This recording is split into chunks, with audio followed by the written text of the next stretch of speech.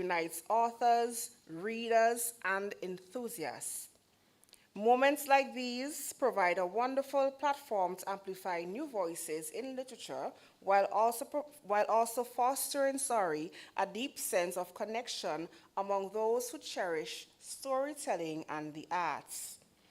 Mrs. Solin's latest work, Call It Our Village, is a richly woven coming of age story that introduces us to her characters as they grow up in the vibrant community of Annisville in St. Vincent and the Grenadines. And I keep saying St. Vincent and the Grenadines because our events have reached, so I want persons to know where we are coming from.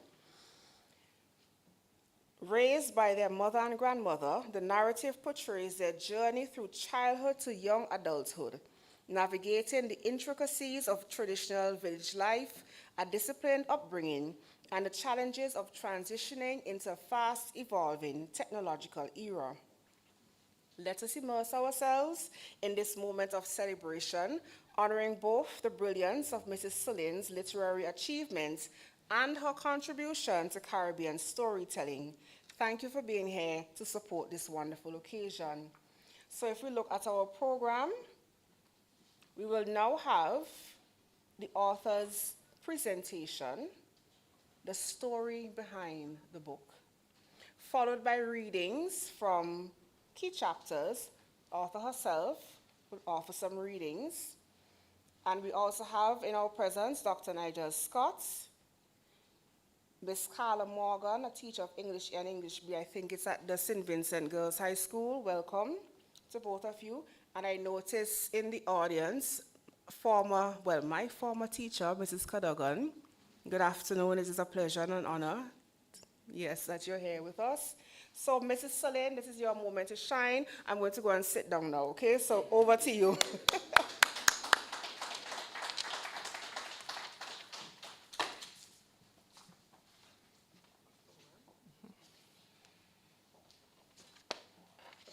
Good afternoon, everyone. It gives me great pleasure to see you here in support of my efforts. The story, Call It Our Village, started long before the writing actually started. It started from observation of things around me in Annisville and elsewhere that I put together because I felt pressured to do so.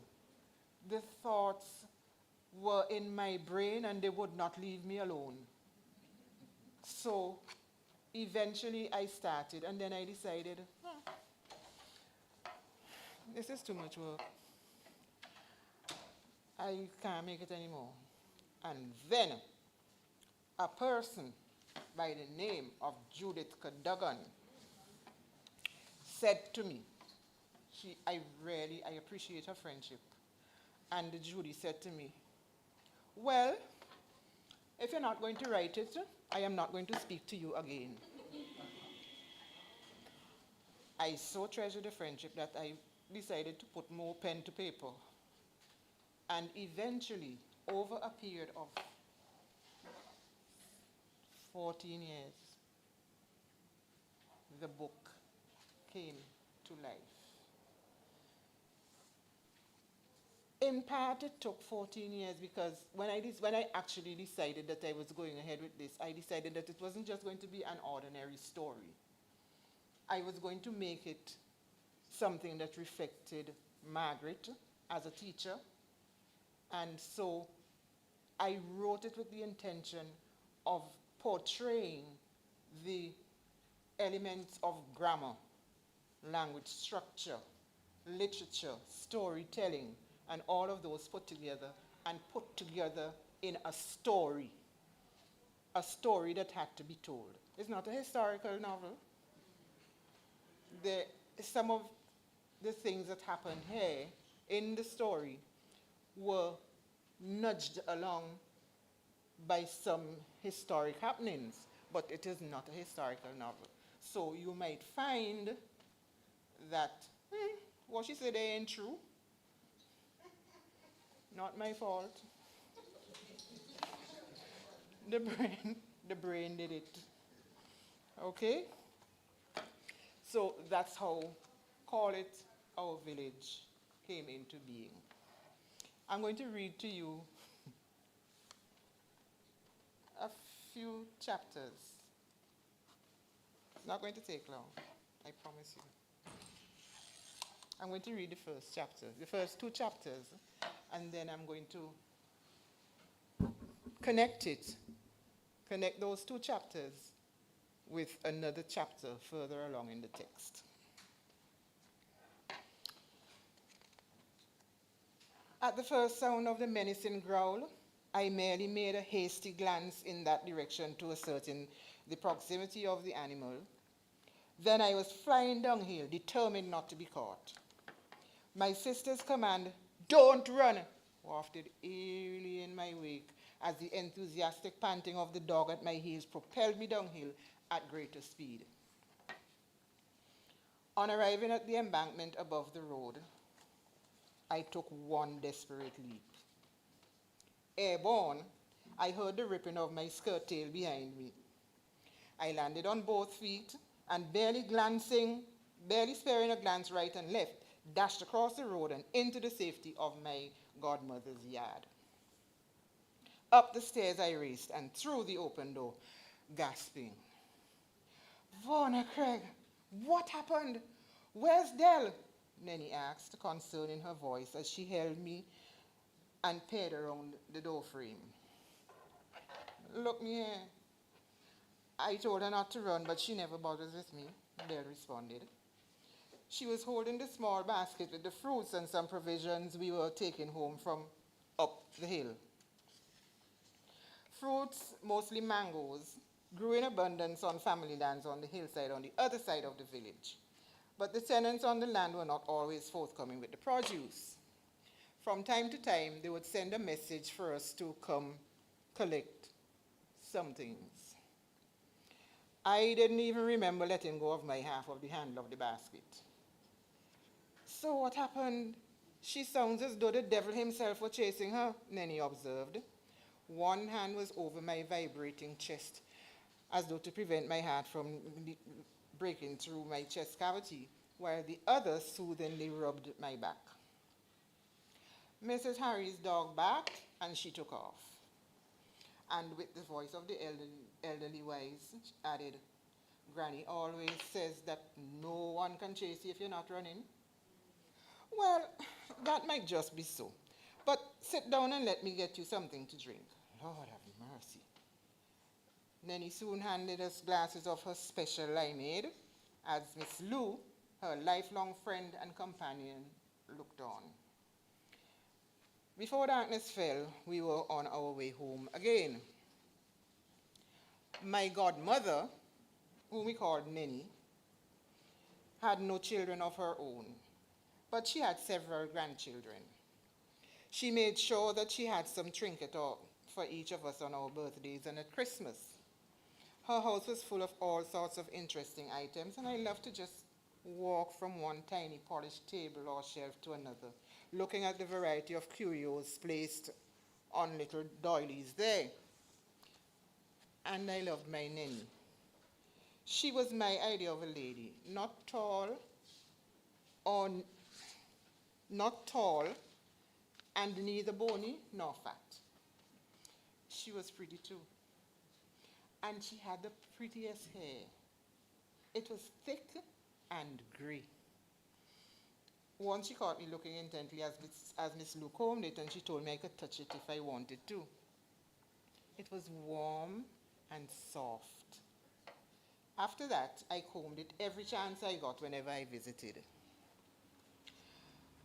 Then one day, Mommy said she was taking me to visit Nenny because she was ill. A thorn had scratched her foot in her garden, and it had turned bad. Nenny's bad foot persisted, and each time I visited, the house smelled more of disinfectant and medicine. Faithful to the end, Nenny's old friend, Miss Lou, cared for her daily, making sure that she was clean, comfortable, and fed. The doctor visited regularly, and Granny and Mommy took Dell and me on Sunday afternoons to sing choruses at Nenny's bedside when she was confined to bed. I know that we were not the only visitors, because over the period of Nenny's illness, the number of curio items and ornaments dwindled until eventually all that remained were the mahogany tables and shelves, which Miss Lou continued to polish to a high shine, just as she continued to make sure that Nenny's room was cheerful, clean, and aired. Finally, Mommy told me one afternoon, "Vorna, your Nenny has gone to be with the Lord." I cried. I took ill the day of the funeral and was unable to attend. That's the end of chapter 1. Chapter 2 begins this way. Seated at the dining table, picking rice one Saturday night for Sunday lunch the next day. All of you in here are too young to remember doing that.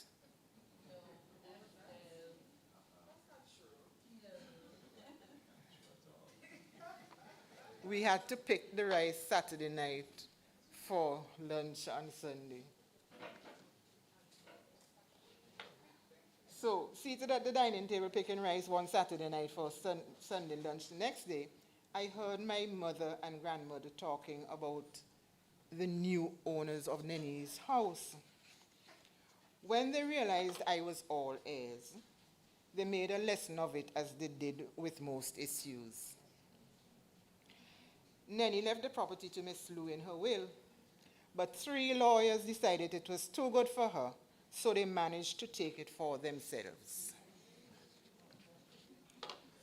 Miss Lou quietly left them to it, but she said that none of them will benefit from it. Mommy interjected. "Now, you children are not too young to understand me. I want you, when you grow up, to do any honest job to earn a living. Any honest job. Just don't become a lawyer. Too much lying and thieving." 7 weeks later, one of the 3 lawyers shot himself in the mouth in full view of the neighbors. On returning from work, he stepped out of his vehicle, took his licensed firearm from his briefcase, and shot himself in the mouth right in his front yard. Exactly 7 weeks after that, another of the lawyers fried to death in a drunken stupor. He had lost control of his vehicle, which ran off the road and hit a utility pole. The live wires fell on the car and turned it into a sizzling saucepan. He was pronounced dead at the scene. The 3rd lawyer left the country 7 weeks later and has not been heard of since.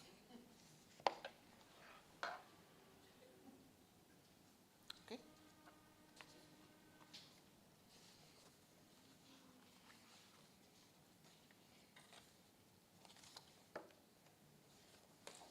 Chapter 21. Although I had done well in year 1 at college, so you know that some time has passed. Now that finals were approaching, I felt anxious. There was much at stake. The competition for these few scholarships was keen, not only within my own circle of friends, but also amongst other students. Of course, there were those who would be satisfied with just passing, and then there were still others who didn't care either way and treated college as their primary socialization venue. As soon as Easter holidays were over, we resumed our group studies. Dell organized for me a study timetable based on my exam schedule, and the group used that to craft their individual study timetables.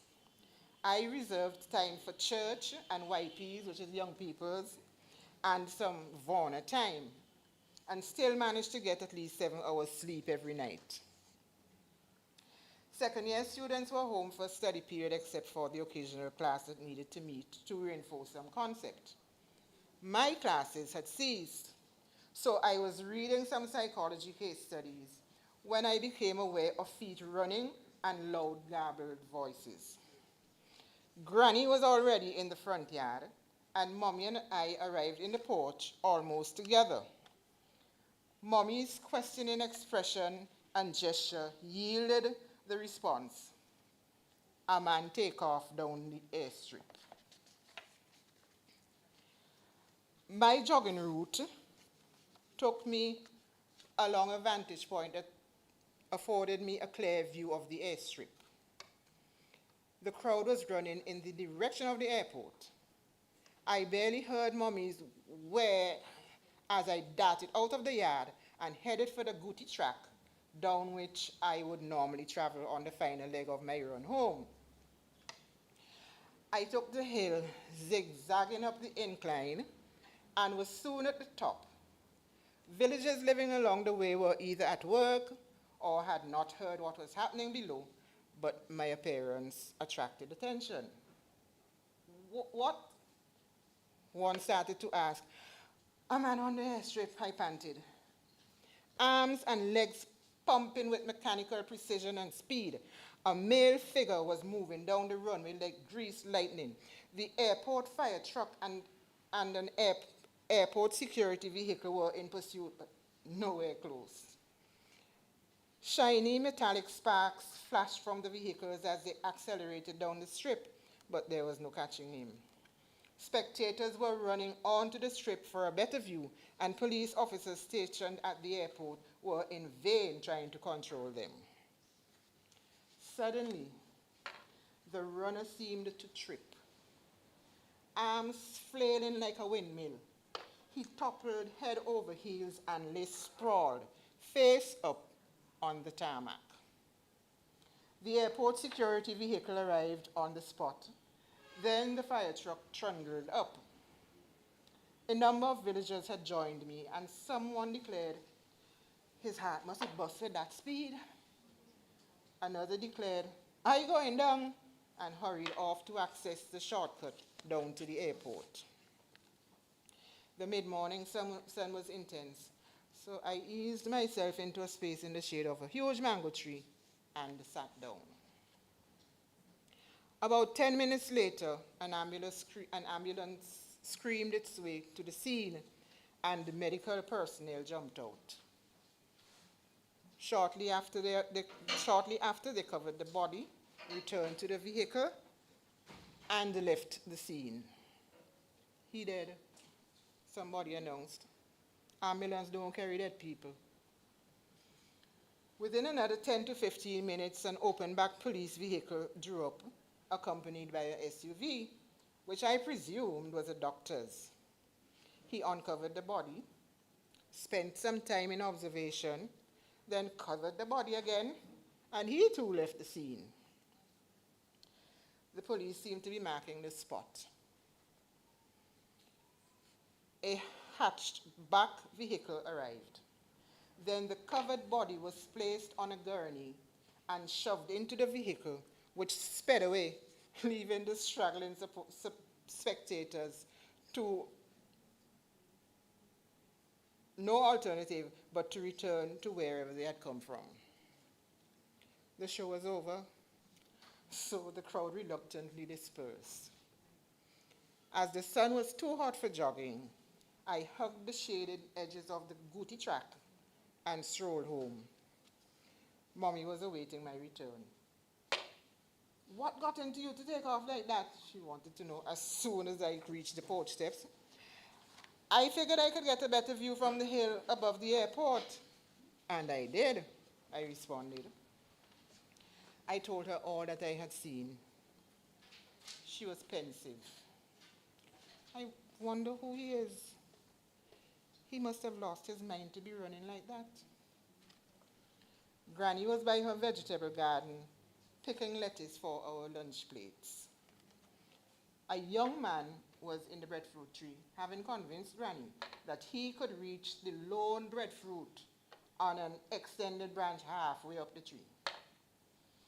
inching his way as far out on the branch as he dared, he hooked the breadfruit with the knife attached to a bamboo stick, and when it fell, he grinned with satisfaction. Thanks, come down now, Granny instructed. He dropped the stick and worked his way cautiously down to the ground. Granny fished $1 from her pocket and offered it to the young man. It's all right, Miss Matt, he said. Granny was obviously surprised. "Aye, good," he assured her.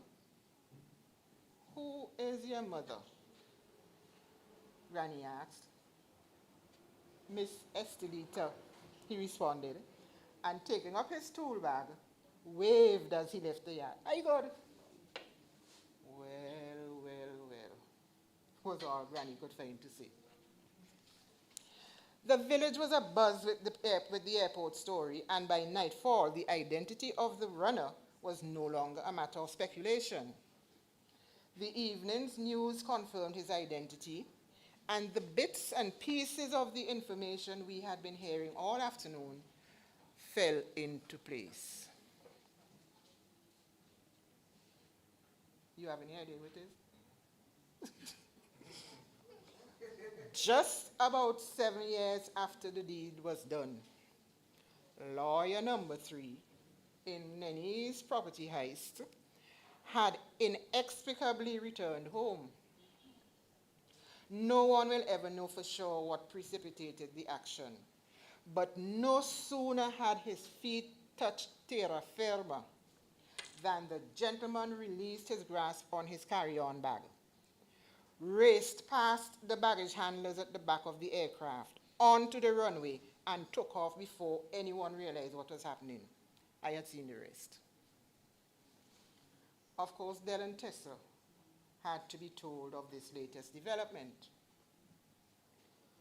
How does one explain that? Del wanted to know. Granny's response was grim and decisive. Retribution, she declared.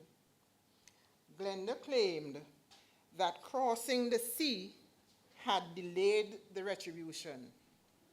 Returning had immediately restored it.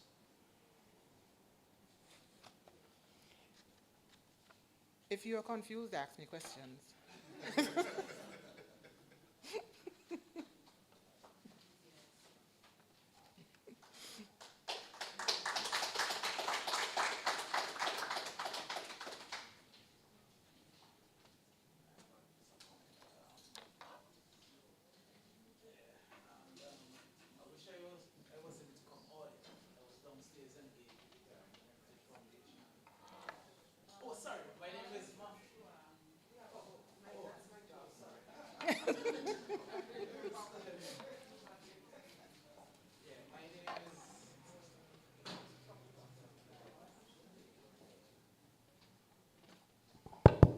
So, my name is Marlon Joseph. I write a bit of poetry, a bit of prose, especially short story. And I really appreciate Vincent Shon's taking the time out to write and get published to add to Vincent Shon literature. Now, when I was a boy, well, first let me ask, what particular age group was your book written for? Did you have a particular age group in mind? Not particularly, but my intention was to bring students or individuals, my adult friends who would read it, would remember some, if they read the book, would realize that we are moving from tradition into modernity. Right. Exactly. So it should impact all the ages. Great. So the point I was making, because when I was a boy, I wish that I was exposed to more local literature. When I was a boy, well, because I've always had a passion for English literature, and I went to the St. Vincent Grammar School. That's why I know your son.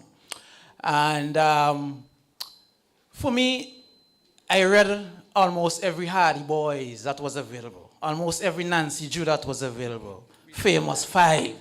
I mean, I read them and I was so fascinated with, because what I was learning and being sucked into was not a West Indian culture or West Indian environment. So I was wishing that I could be a part of winter and experience winter. You know, and it was because of the type of literature that we were being exposed to. And it was not until when I started to read books like Jumbie Bird and Green Days by the River that I realized that there's an alternative world, an alternative reality. But not only that, but this alternative world and alternative reality was our reality. And that is when my own motivation started to write in our own language.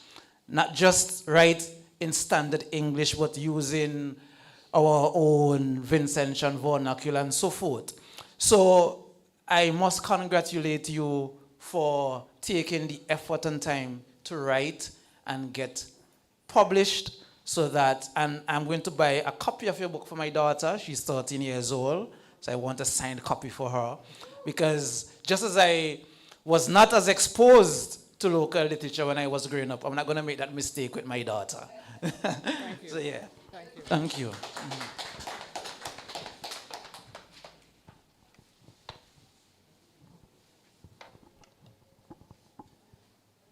Any other questions?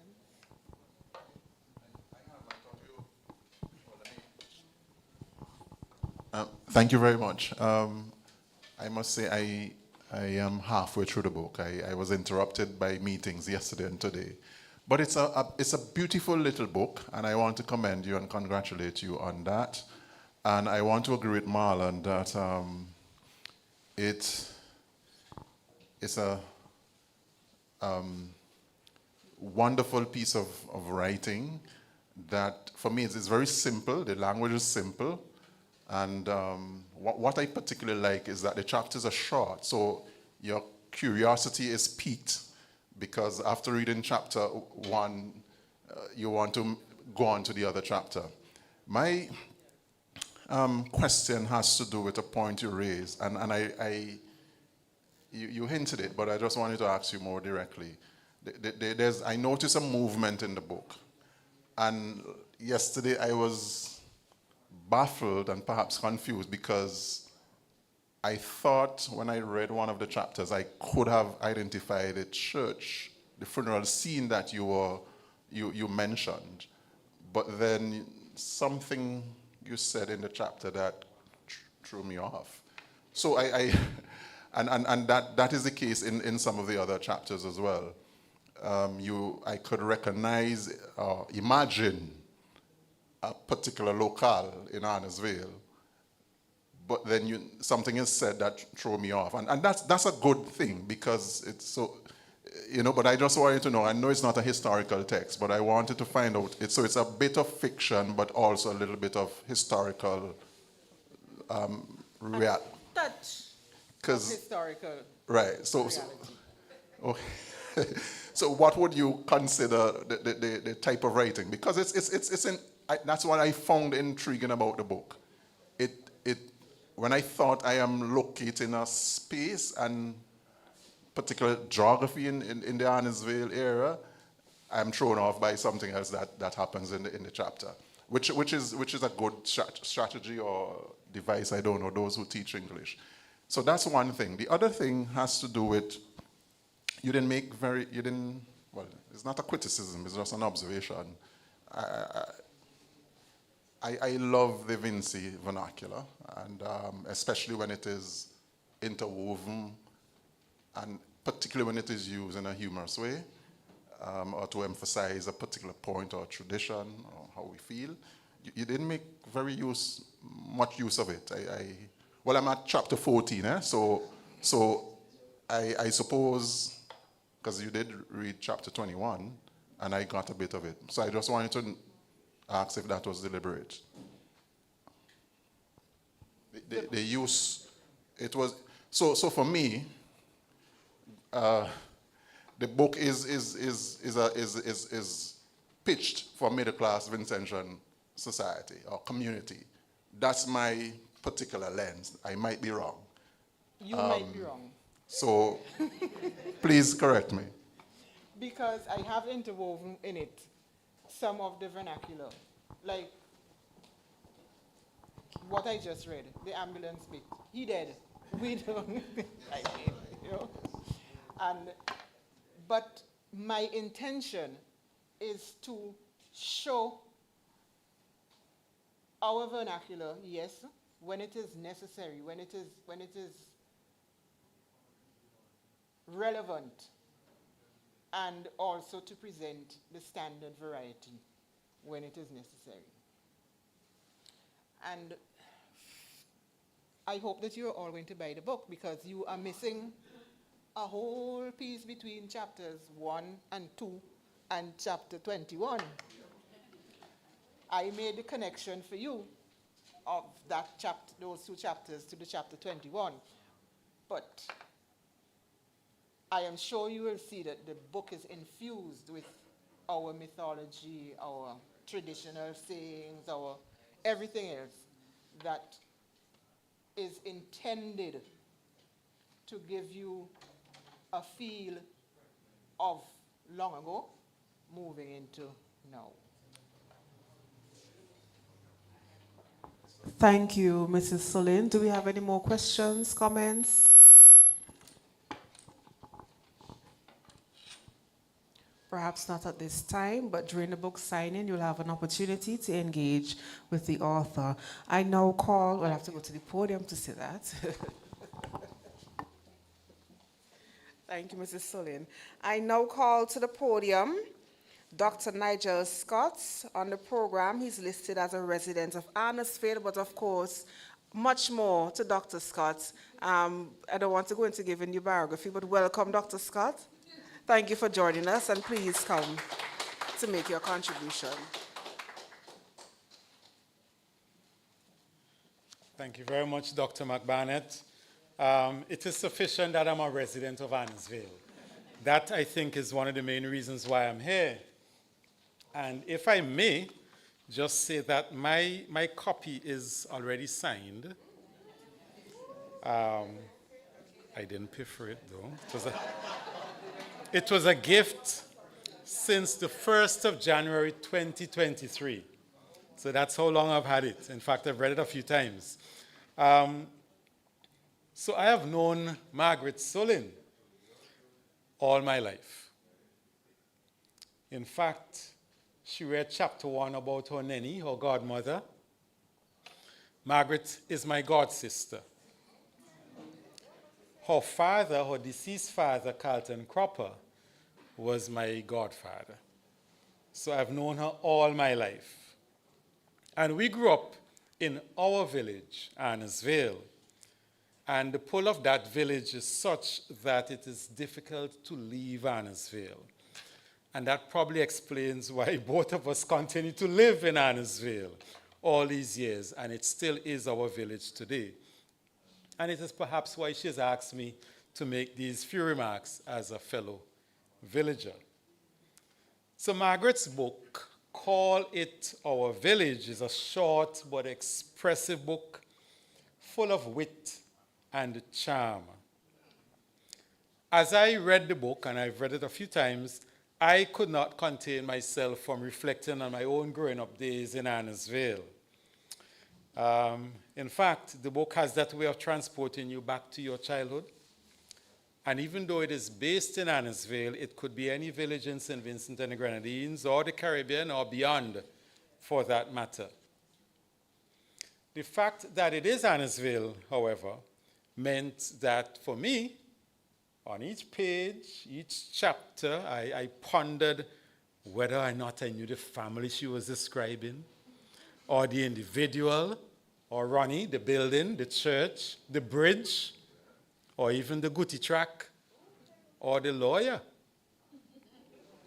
Her writing style has that way of placing you in the happenings of the book and truly identifying with Varner, our heroine, and her sister Dell.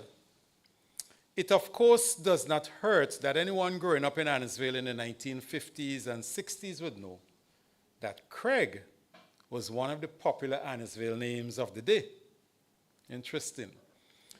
There were times while I was reading the book that I wondered if Margaret was writing about herself. For example, there's a sentence on page 70 in chapter 20 when Vaughan is speaking on Skype with her sister Dell, who's studying in the UK. And Dell is lamenting that she was putting on so much weight with her heavily potato diet in the UK. And Vaughan responds, "That's fine. When you decide to go shopping, you could just buy another outfit like the one you're wearing. I know somebody it would fit nicely." For those of you who know Margaret, that is Margaret. The chapter that really resonates with me, however, is chapter 5. I wish to just share a small portion that catapulted me back to those days, good old harvest days at Annisville Methodist Church. On page 16, church was a meaningful experience. There was Sunday school and singing in the junior choir and saying of recitations at harvest. Harvest was the high point of church activities for the year. Decorating the church for the event kept us occupied late into Saturday night, and it was always a joy to view the finished product. Cane stalks framed the doorways, and on Harvest Sunday, the tables were arrayed with every imaginable fruit or homemade delectable ranging from fudge to cupcakes, lime balls, ginger sticks, sugar cakes of all kinds and colors, jams and jellies of all descriptions, guava cheese, and drinks of all fruits. That captured the harvest of back in the day at Annisville Methodist Church, which incidentally Margaret used to go to. And so Margaret has set us up nicely in this book for a sequel. And I don't know if that is the big ask to come. But for those of you who read the book, inquiring minds wants to know what's next for Vaughan Craig, and does it involve Courtney O'Dane? Only Margaret can answer that question because she ends the book on that cliffhanger. An excellent read. I urge you, get your copy. Okay, thank you so much, Dr. Scott. I now invite Ms. Carla Morgan. Please go to the podium. Teacher of English Language and Literature at the St. Vincent's Girls High School. Welcome, Carla. Thank you for joining us.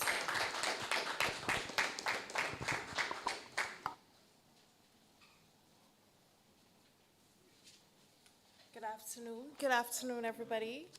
My name is Carla Morgan. I'm a teacher of English A and B at the St. Vincent Girls High School.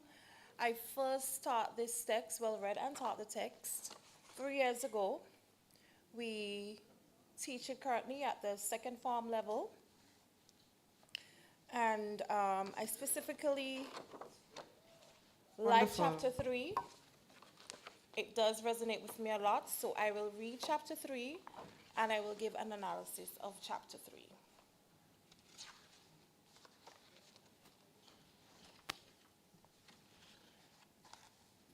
It wasn't until I was well into my teenage years that I realized I had been regularly carted off to the most unlikely places to keep me out of mischief. Of course, no one thought I deserved an explanation of what mischief I was prone to attract. But sometime between my encounter with Harry's dog and Nenny's death, Mommy took me to a funeral. I deduced erroneously, I must admit, from conversation around me that the deceased was the wife of a lawyer who lived on the other side of the village.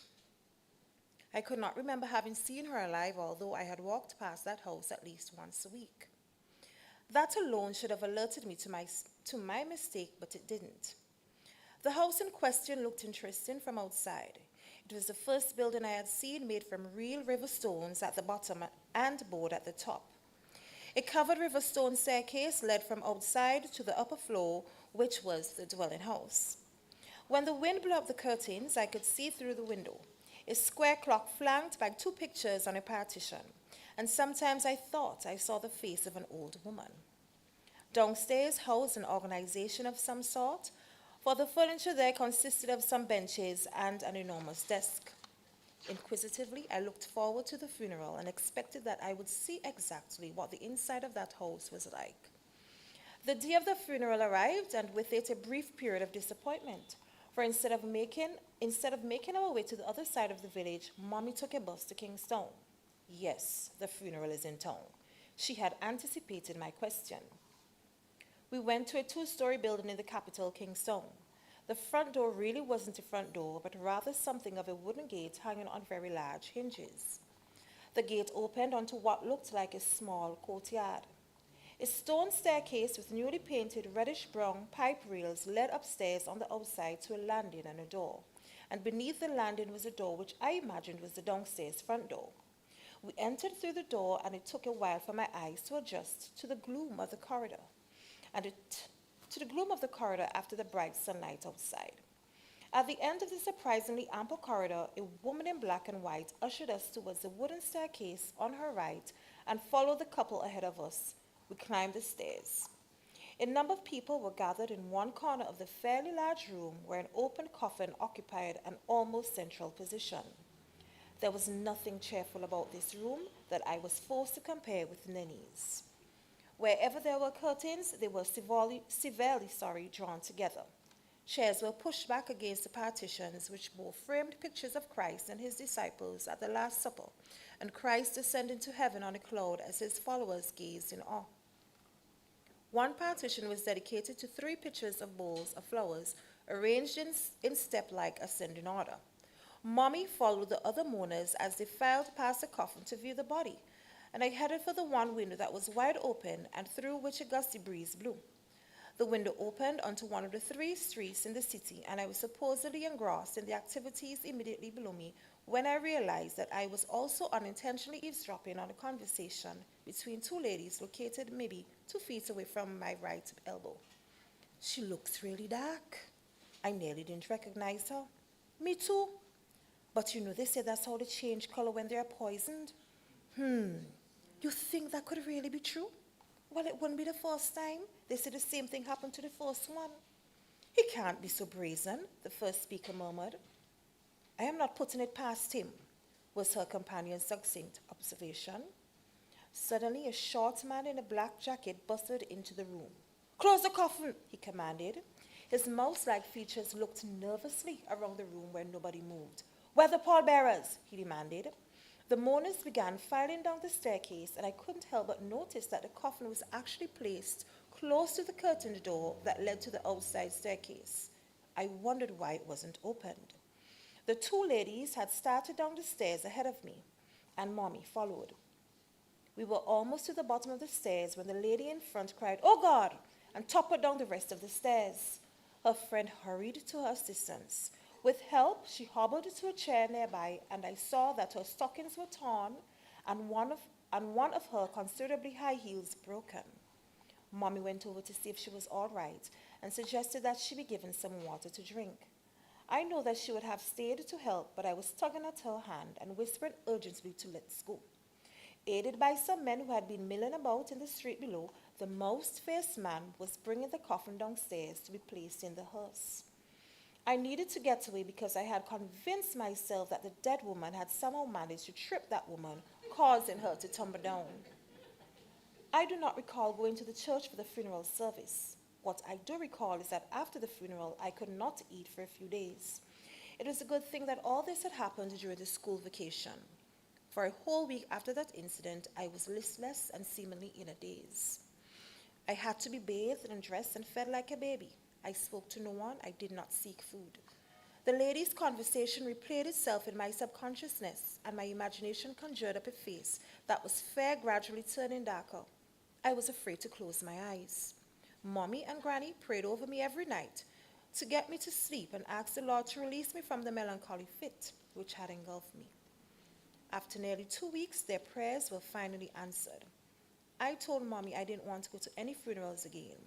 My sudden and unexplained illness on the day of Nenny's funeral was sufficient reminder and elicited no comment. I proceed to my analysis of chapter 3. Chapter 3 exemplifies the principle of showing rather than telling. The chapter is richly infused with both visual and auditory imagery, which is particularly fitting for the somber setting of a funeral. Visual imagery is developed through the protagonist's meticulous description of the building that houses the deceased. These detailed observations allow the reader not only to picture the setting clearly, but also to have a feel of the atmosphere surrounding the event. While the weather outside is described as bright and sunny, the corridor within the building is portrayed as gloomy, symbolizing the melancholic mood that pervades the interior. Furthermore, the black and white attire of the usher subtly reinforces the themes of death and mourning, adding to the solemn tone of the scene. Auditory imagery is created through the whispered conversation of the two guests, who speculate that the deceased may have been poisoned by her husband, attributing their suspicion to the darkened complexion of the body. Through the author's careful diction, particularly words such as mouse-like and nervously, used to describe the husband's facial features and behavior as he orders the coffin to be closed, the reader is led to suspect that there may be some truth to the guest's theory. His mouse-like appearance further suggests qualities of cunning and deceit, subtly characterizing his personality. Additionally, the anguished exclamation, "Oh God," uttered by one of the women moments before she collapses down the stairs, intensifies the atmosphere of shock and despair, reinforcing the pervasive sense of grief and tragedy. I thank you.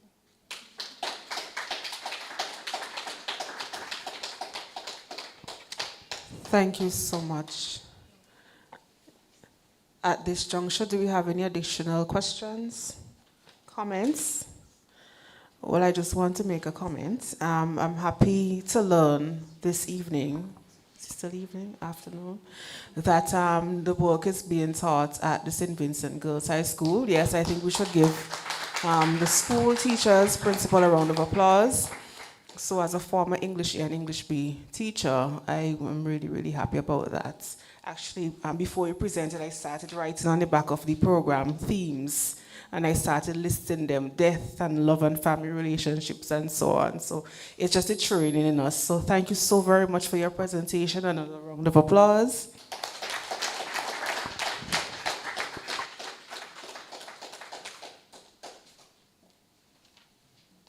Okay, so we are coming to the end of the book launch, and we are now at the item that says the big ask. And I remember Mrs. Sullen messaging me to ask me, what is that about? So I think she has it down packed and she's ready. The big ask, and I'm going to ask her to close. Any final comments, anything you want to share about the process, about publishing, anything of that nature? Now is your time, following which we will proceed to that area at the back there for the book signing. Come please, Mrs. Sullen. Give her another round of applause. Writing is not easy. I hope that you have sufficiently enjoyed the readings of Call It Our Village to encourage you to make a little survey into your pockets.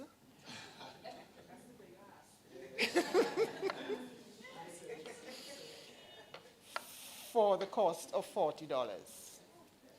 I am sure you will want to know what happened in the story. You should not be satisfied with just hearing 3 chapters of Call It Our Village. And I spoke to some colleagues of mine, they have the copies of it overseas, some Belgian copies, some Belgian colleagues, and just as Dr. Scott said, they were able to tell me that, but this could happen here. This story could well happen here.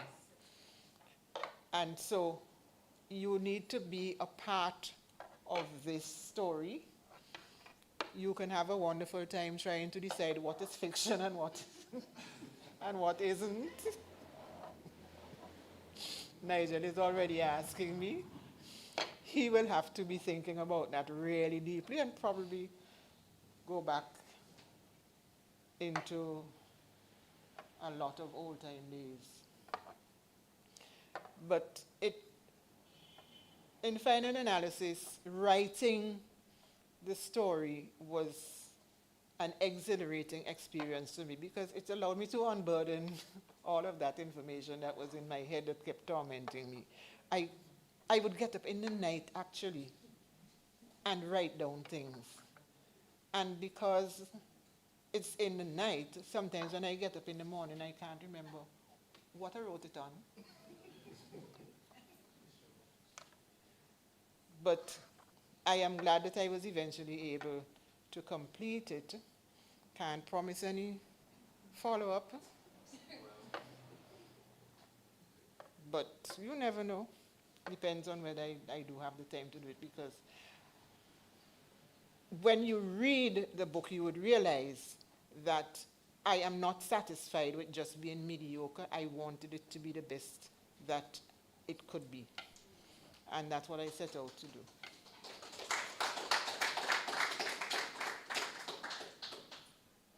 Just bring up to your design and so on to it, because it's very attractive to anybody. You know? I'm not even finished. Because there are some, apart from thanking Judy for threatening me, I also need to thank Samantha Williams. She's the publisher.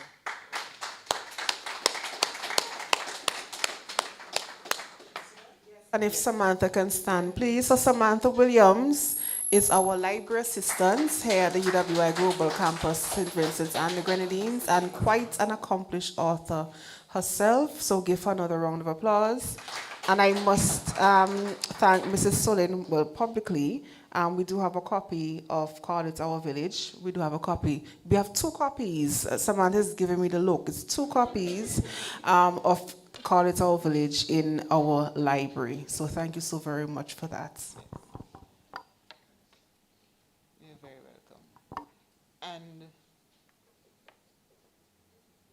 I really do appreciate your being a part of this launch. It's been long overdue. It nearly, when I come to think of it, it nearly took me as much time to launch it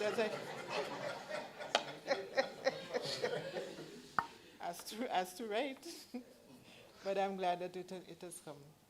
We are now generally into the open. And I do appreciate your being here. Dr. Noel, I do appreciate your hosting this evening's function. And have I forgotten? Ronnie for making your contribution, and Marlon. And my Mr. Games, who also carries the book for the schools. I don't want you to think of it solely as a school text. I was about to say, but yes. It covers everything deliberately. Thank you so much.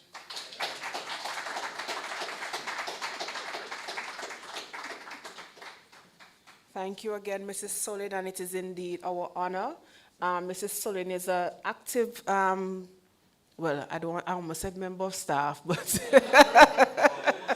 yes, almost. But she is usually here with us, helping in various activities, and yes, working as well. So we do appreciate you. We really appreciate you, and thank you so very much.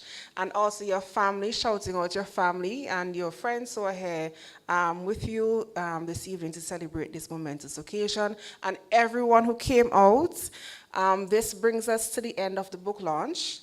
It also brings us to the end of the 7th edition of the Literary Fair and Performing Arts Festival. Please give a round of applause.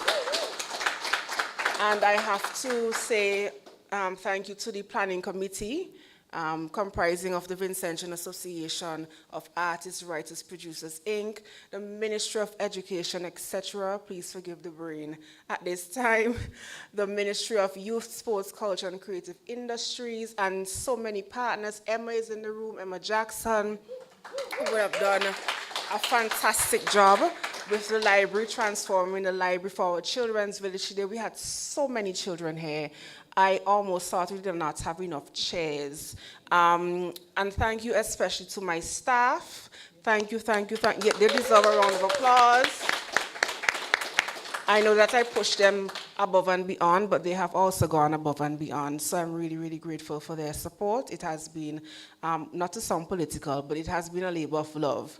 All right, so we're going to proceed now to the book signing. So Mrs. Solin, your moment to shine, to continue to shine, and even after we leave here, you're going to sit at the table, and for your book signing persons, please, if you can buy now, perhaps if you want, you can buy for someone else that came up yesterday in yesterday's book launch. If you don't want for yourself, think of someone else who may not be able to afford a book and give it to them. Share that love for reading. Thank you so very much for coming out, and please proceed to the back. Thank you.